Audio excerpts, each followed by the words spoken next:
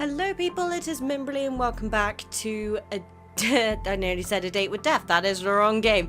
Death and Rebirth. Now, I think we're at the end of the Silas bit, which does make me a little bit sad, but it does mean we are starting to finally get to Zane. Now, a lot of you I know have been waiting for this one. I didn't want to go rushing through all the story, so I've listened.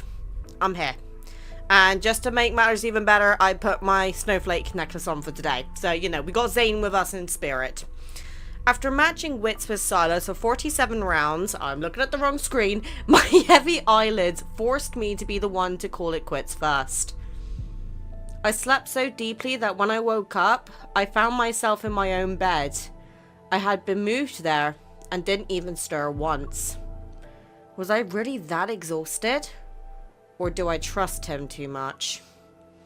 I massage my throbbing temples as I recall the information I received during our break last night. Silas's curiosity was piqued by these mysterious antimatter weapons, and he decided to investigate their origin. Luke and Kieran were equally thrilled. They rubbed their hands together as if to say we finally have something fun to do.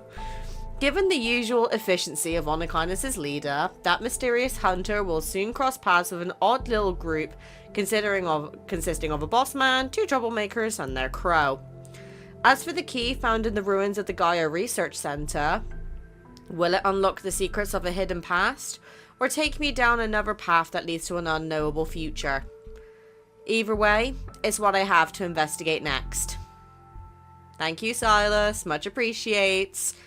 I look around the room to find every curtain has been drawn shut with great precision. Not even the smallest sliver of light can get in. My place got turned into a cave, basically. And only he to do that. I walk to the window. As soon as I pull back the curtains, blinding light floods my vision. As far as the eye can see, a cold radiance has engulfed the city. A blanket of snow covers every building. It's snowing in Lincoln? I don't like this music, it's making me worried. 1 week later, for a while I've been investigating my past and uncovering Ever's secrets. And now this ever-changing, precarious world seems to face an unprecedented crisis. Protofield disturbances, climate anomalies. Some say Earth's climate system has broken down and a disaster comparable to the Chrono Rift catastrophe is imminent. Others claim Earth is on the verge of collapse. All tectonic plates will shatter and thus human civilization will end. Yet among all these discussions about the end of the world, Earth's collapse and civilization's downfall, what actually descends upon Lincoln City is a silent snowfall that transforms the city into a pure white expanse overnight. Backtrackers, Lemuria, everything is starting to make sense now. But what about the life on a higher plane of existence? The emissary of the divine. Hi, Tara. Long time no see. Hi. Back from your leave already? Captain Jenna said you had some personal matters to take care of. Is everything okay? Oh my god, imagine if Tara is the mole. I will be gutted. I still think that it's either Nero or Simone, as much as it pains me to say Simone, but let me know your ideas in the comments. For my administrative leave, only Jenna knew about my visit to the ruins of the Gaia Research Center in the N109 zone. After hesitating for a moment, I shake my head and smoothly change the subject. I'm fine. You could say I went back home. By the way, have you heard of the term emissary of the divine before? It's supposedly connected to civilizations on a higher plane of existence. Among all the rampant doomsday theories, the concept of being watched by civilizations with higher dimensional beings is actually the easiest to understand. It can mean a messenger who can communicate with godlike entities. Even if they do exist, finding someone like that would be harder than finding aliens. The sound of typing behind me suddenly stops. When I raise my head, I see Nero has come over to join the conversation. And if those higher dimensional life forms aren't saying anything, well, even an emissary might not know they're one. I've also heard that the next mass extinction might be just around the corner. Lovely. Nero silently rubs the area between his eyebrows. He's unconvinced. Isn't that just propaganda spread by prototists to push for the development of protocore technology? Yeah, probably. Not necessarily. In this vast, endless universe, who knows how many civilizations are locked in battle? Our Earth might be the only surviving blue dot among them all. Amidst the ongoing discussion, my thoughts begin to wander. Maybe Ever thinks our civilization is already approaching the limits of biological evolution. Pursuing the transcendence of evolution to counter the supposed crisis, that might be their true objective. As a side note, there were strange omens before the 2034 Chrono Rift catastrophe. A polar night was present for 3 consecutive days. While conversing, everyone unconsciously turns to look at the heavy snow outside. It falls as if descending from the cosmos itself. Regardless of whether Earth falls apart or the world ends, as long as the subway runs and wanderers exist, we need to fulfill our duties as hunters and protect this city.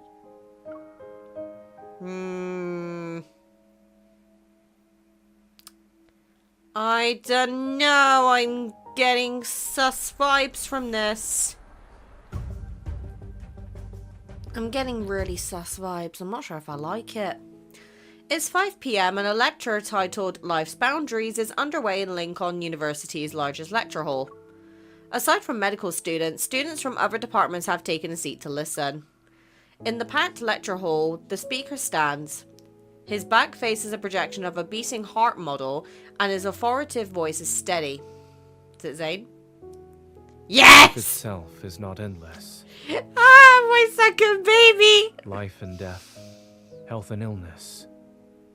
These seemingly opposing concepts maintain I'm the gonna let him balance speak of life itself. while I drink my tea. Oh, never mind. With today's medical technology, we can potentially do gene editing, cellular regeneration, and even human modification. I'm not sure if human modification is a good thing. An inquisitive student raises her hand. If immortality becomes achievable, why should we still accept death as the end of life? Oh, I don't know, maybe overpopulation. There's multiple reasons why I don't think humans should be immortal, plus the fact we probably would destroy the whole planet. If we set aside morals and ethics, these technologies could make immortality possible. But this also means that our goal in the medical field has shifted from conquering disease to conquering death itself. Zane's gaze sweeps across every face in the room, his tone remaining calm as usual. To conquer disease is to extend life, but to conquer death is to control it. I could listen to this guy all day. Can we still call ourselves humans after being modified and losing human characteristics? How do we even define human existence? As long as I have depression, I'm still a human. God damn it. Men being normal, dark-minded. Hushed discussions fill the lecture hall. Zane looks towards the back as someone quietly opens a door. A familiar figure appears. She quickly slips into the back row, her coat leaving a trail of melted snow on the floor. Hi. He quickly shifts his gaze and continues his previous point. Life can be extended, but the cycle of life and death should not be controlled. I'm worried that Dawnbreaker's gonna turn up. After the lecture ends, Zane is completely surrounded by eager students. I sit in the back row and wait as the students file out behind me. Did you see the news? How could they accuse Dr. Zane of disregarding human life and abandoning his patients? What? They're saying he has no ethics. Okay, they obviously do not know Zane at all. It all started when some government official's kid got diagnosed with protocore syndrome.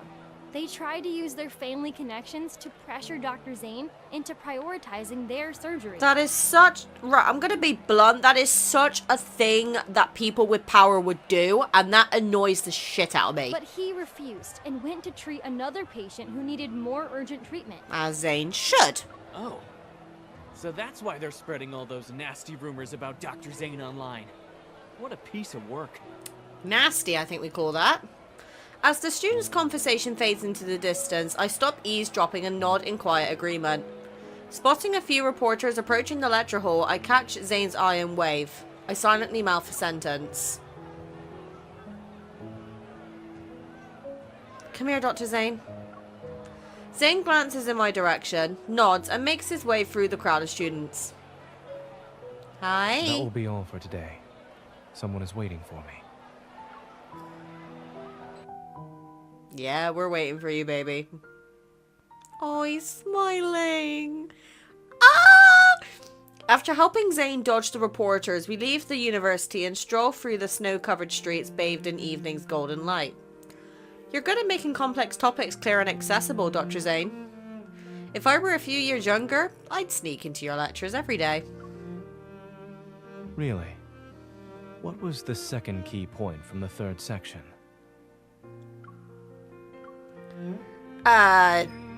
Faced with Zane's knowing smile, I sigh and turn to walk in the opposite direction.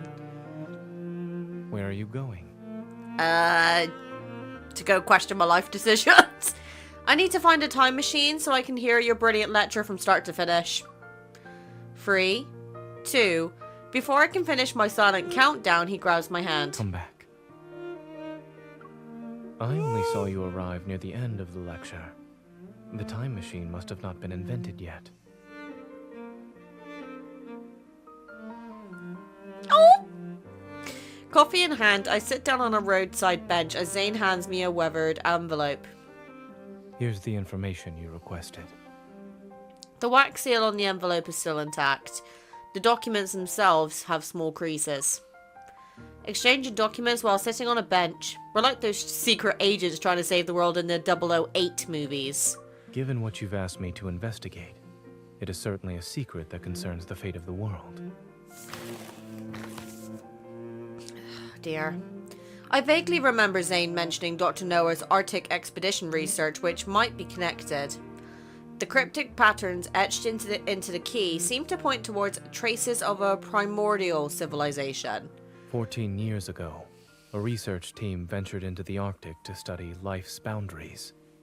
They made an unexpected discovery in an ice cave. Okay, keep talking. According to the surviving documents, the pictographs they recorded in the ice cave bear a striking resemblance to the patterns on the biometric key.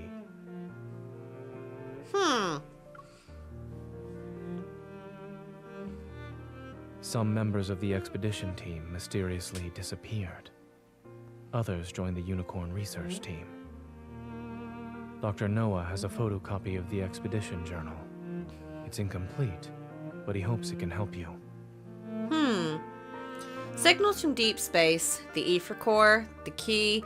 The clues form an intricate web in the darkness. It stretches across the boundaries of time and space. Almost unnoticeable, each strand is being woven into place.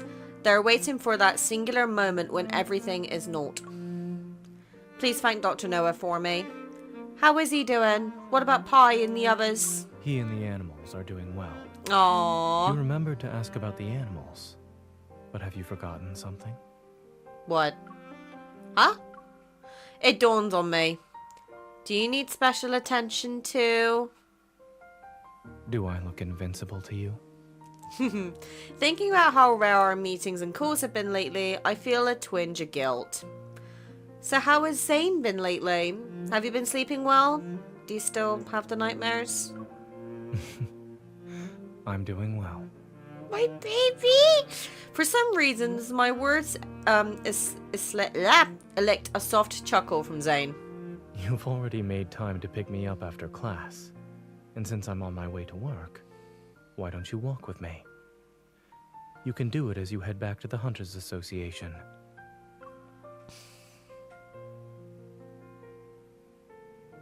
Aww! Traffic is at a standstill during the evening rush hour. Fortunately, Axo Hospital and the association are within walking distance, so we decided to continue on foot. Snowflakes dance through the streets as the intersection's traffic light turns red. The flow of vehicles stop. Pedestrians pause on the sidewalk, or as we British people call it, a pavement. Their heads tilted upward as they wait. They watch the massive holographic display flicker above the intersection. Ever has officially launched the Fountain of Otome initiative. In addition, we urge all citizens to stay safe while traveling. If there's an emergency, please seek immediate assistance from the evil police or Deepspace hunters. Yeah, kill the hunters. Something happened at Azure Square in Imperial Ring Park. They're saying the Alterum appeared or something. Hmm? No wonder the news keeps telling us to be careful lately. Having wanderers around was bad enough. Now we have to deal with the Alterum too. With one disaster after another in this godforsaken world, maybe it should just end already. Fucking hell! I can't help but stifle a laugh. As the light turns green, traffic and pedestrians start moving again. And for our final story, a medical controversy surrounding protocore syndrome has drawn widespread public attention. Are doctors healing or killing? And the future of protocore syndrome? These sensational headlines drift past my ears in quick succession. Despite being at the center of the media storm, Zane doesn't even glance at the screen. Honestly, fair play to Zane. Really fair play to him. The news keeps using that same stone-faced picture of you from Oxo Hospital's website. It's basically decades old at this point. What? Are you tired of looking at it? No. I was just thinking, if Dr. Zane had smiled even 1 pixel's worth in that photo, then maybe these rumors wouldn't have gone so far. Zane tilts his head. It's as if he's playing along. He shows the teeniest hint of a smile. But no matter what challenges or criticism you face, nothing seems to shake your decisions or judgment. What about you? Although you're not saying anything, I can tell something is on your mind. There's a few things on my mind, and none of them are safe for work. If it's a long story, well, this path might be short, but we can always turn around and walk some more. I can't with this man. Nothing ever escapes his notice, huh? After hesitating for a moment, I tell him about what happened to me in the M109 zone. Oh. Those monsters and that cosmic void in the sky. It's all because of you. You are this world's calamity. We should have destroyed you years ago.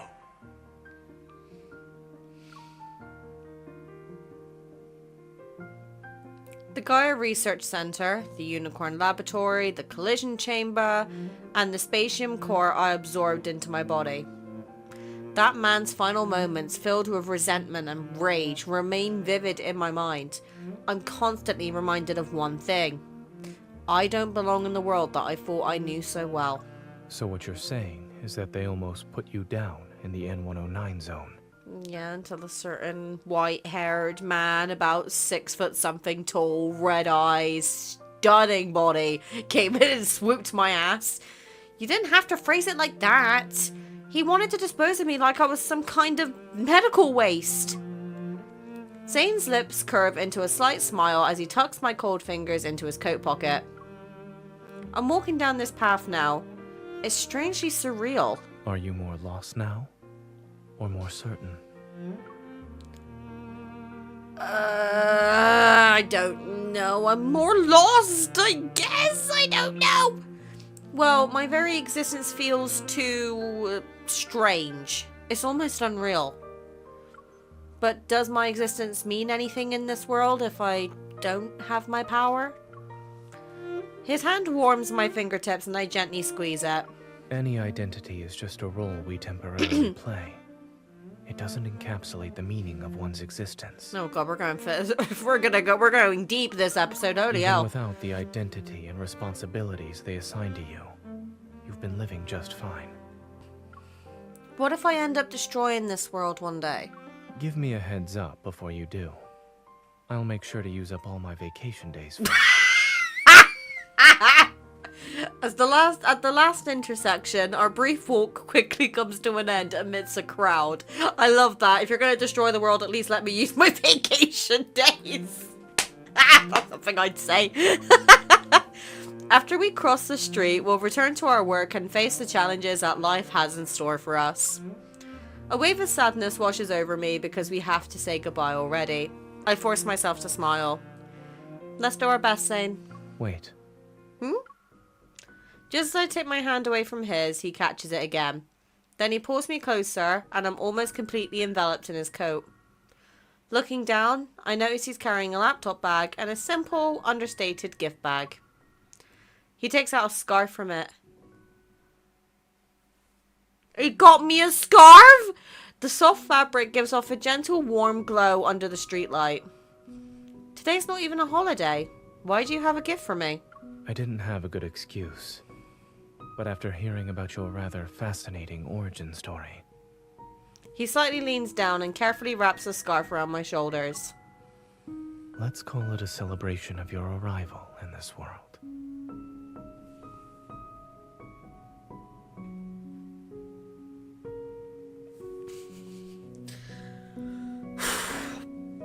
God damn it! A mix of uncertain emotions wells up inside me.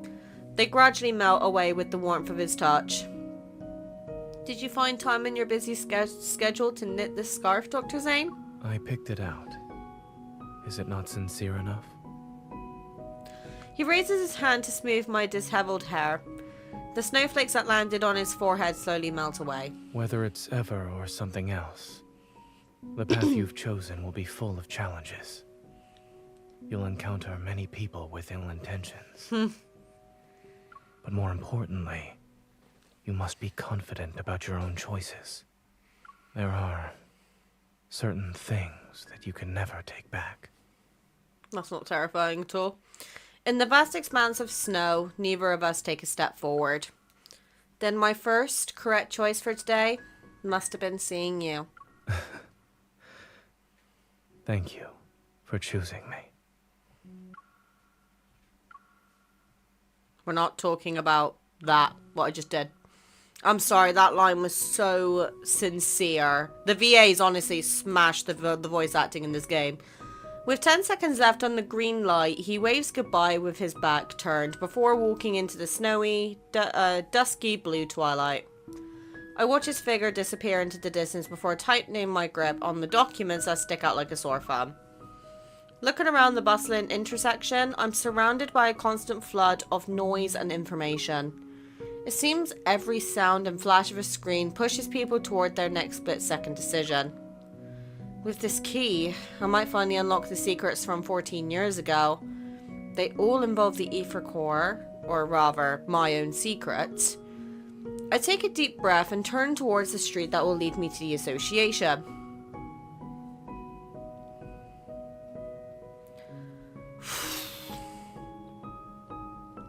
This is lore heavy. Oh my god. I think I'm going to have to make a part 5 for this. I don't think I'm going to get this done. Heavy snow falls steadily as darkness settles earlier than usual. Standing tall in the heart of the city, Oxo Hospital remains brightly lit as always. Are doctors healing or killing?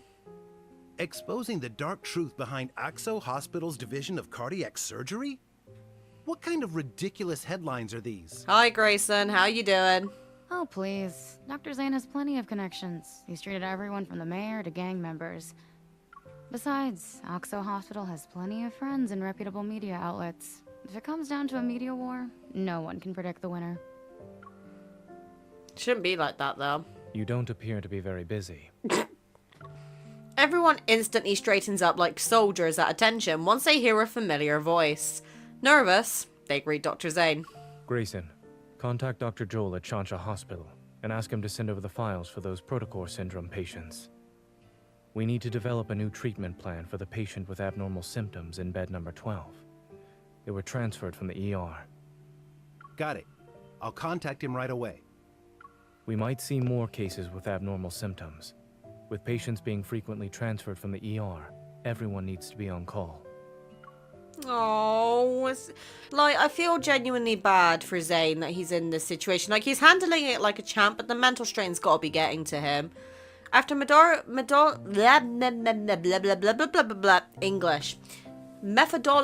negating the remaining tasks, the staff watches as Zane disappears down the hallway. Dr. Zane's composure is something else. He's not that much older than us, too. How is there such a huge gap?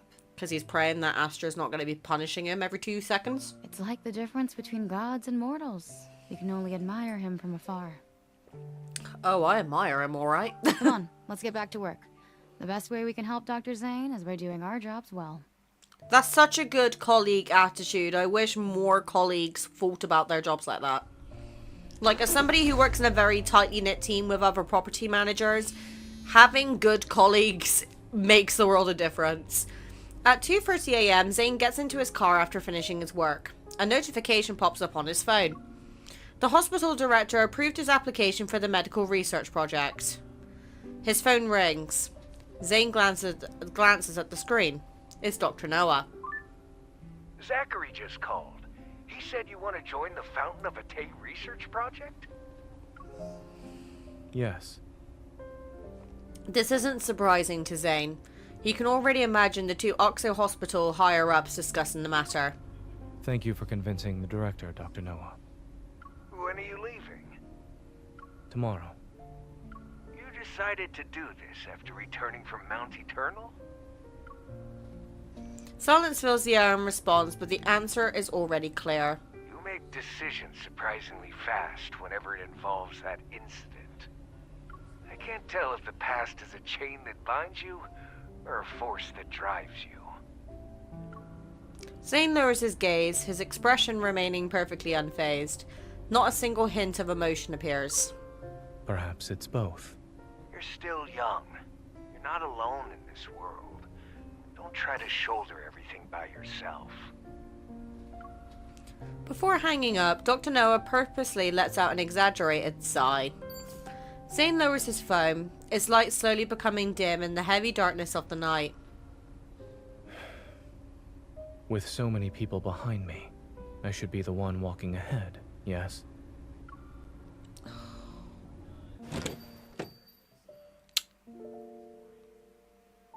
At 3 in the morning, a lone car glides across the wet streets before coming to a stop in front of Maltosio. For a second I read that and thought it said Mephisto, so I'm very disappointed.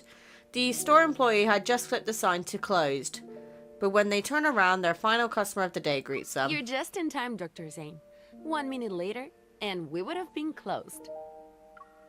I'm sorry for coming in so late. I'll have 1 sea salt chiffon cake and 1 dark chocolate hazelnut brownie. Both of them to go. Ah, yes. For the next month, could you please deliver 1 dessert each day to this address? A whole month? You can't do it? We can. It's just that you've already reached our highest tier for award points. We can't give you anything else right now. Are you going on another trip, Dr. Zane? Zane nods. Please deliver the new menu items when they become available. Thank you. Don't worry. I wrote down the address. Let me just confirm the customer's name one more time. This is the young lady, right?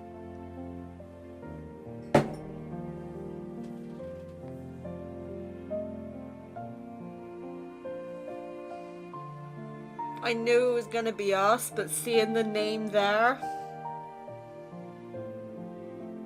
Zane, why? Zane giving me trauma. It's only fucking Tuesday. As he places the desserts on the passenger seat, he notices the snow has already accumulated. It's about 1 inch deep on the road. The car radio broadcasts tomorrow's weather report. Overcast skies of heavy snow again. Experts have yet to determine the cause of these unusual weather patterns. Zane lowers his head, opens his recent contacts, and carefully writes a message about his departure. We actually got an animation where he's typing on his phone. God damn. As he imagines her reaction, he's embracing a ravine, his features softening with a gentle tenderness. After sending the message, he opens the notes on his phone. The most recent entry was made at 4 AM, the day before yesterday. First dream, ... Second dream, Mount Eternal. Third dream, Mount Eternal. William.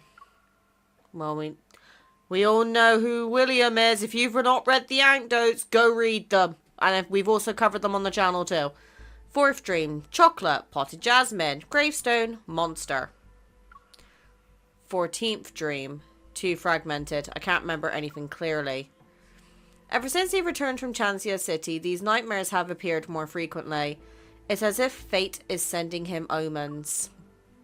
Trying to ease the dull ache of fatigue, Zane massages his temples. He turns off his phone, tosses it onto the wheel, and grips his tosses it onto the seat and grips the steering wheel. The windshield wipers sweep away the snow, but the snowfall grows heavier by the minute. He can barely see less than 50 meters ahead. When Zane finally makes it out... that's a bit too fast for me, game. When Zane finally makes out the two white shapes as a mother and child stumbling along, his car is already dangerously close to them.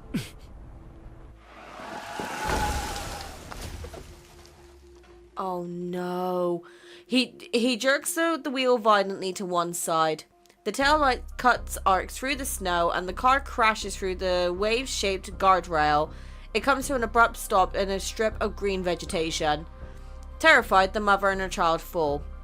The kid in her arms is covered in crystals and resembles a twisted glass sculpture. Oh no, he's losing control of his evil again, isn't he? Fuck.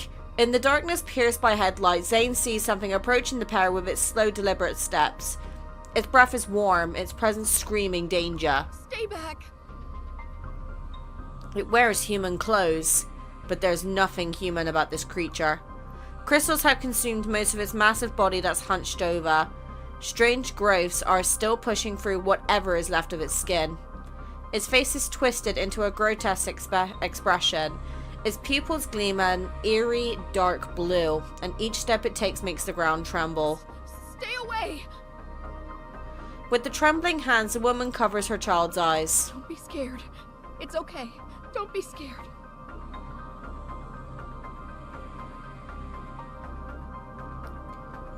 Inside the car, Zane's nerves already tense as the ringing in his ears, which had subsided violently, returns. Sharp spikes grow from the ice, materializing in his hand. Zane raises his arm and aims the icy thorns at the monster. The colors of the night silently encroach into this power. It's like death itself waking up from a dream. As the monster raises its hand towards the mother and child, a cold gleam suddenly cuts through the air and pierces its chest. Fragmented ice gleams from the monster's chest and almost covers its entire body. The woman looks up in shock to see a figure step out of the car. Moonlight illuminates his cold, almost mechanical gaze. As the monster lunges forward, a thin blade of ice instantly materializes in his palm. Sleek like the wind and emanating deadly frost, it flies towards the monster's body in the blink of an eye. Mommy! It's okay. Someone's here to help us. Just hold on a little longer. Stay awake. Promise me. Amidst the shattering of ice crystals, everything seems to freeze in time. The monster falls to the ground and snow flies everywhere. Obscuring all visibility, a white mist appears. A violent gust of wind howls and sends ice crystals towards the motionless woman. Still dazed from the recent brush with death, she stares ahead. From the blizzard, snow footsteps approach. Each step echoes like it's the ticking of a countdown. Please, save my son. He hasn't turned into a monster yet. He won't become one of them.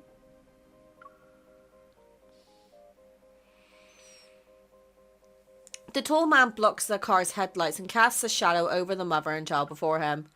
The woman shrieks back in fear, and the chocolate slips from the child's trembling hands. It falls onto the snow. Saving him would be pointless.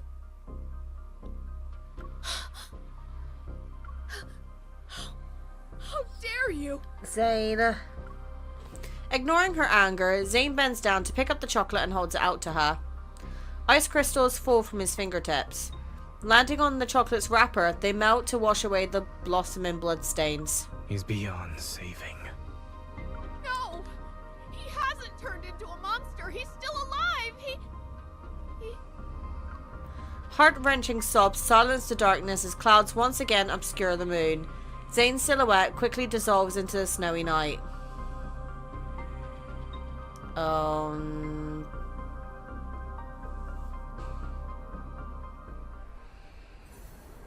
Okay, right. Now there is a fight, which means it is my cue to cut today's episode. Right. How much longer how much more do I have left? Like, can I cover this all in a part 5? Or is that going to be too long? Because I don't know how long we've got. And I've got very limited time until Friday, because I actually have a long weekend. I've booked some time off to take a break from work.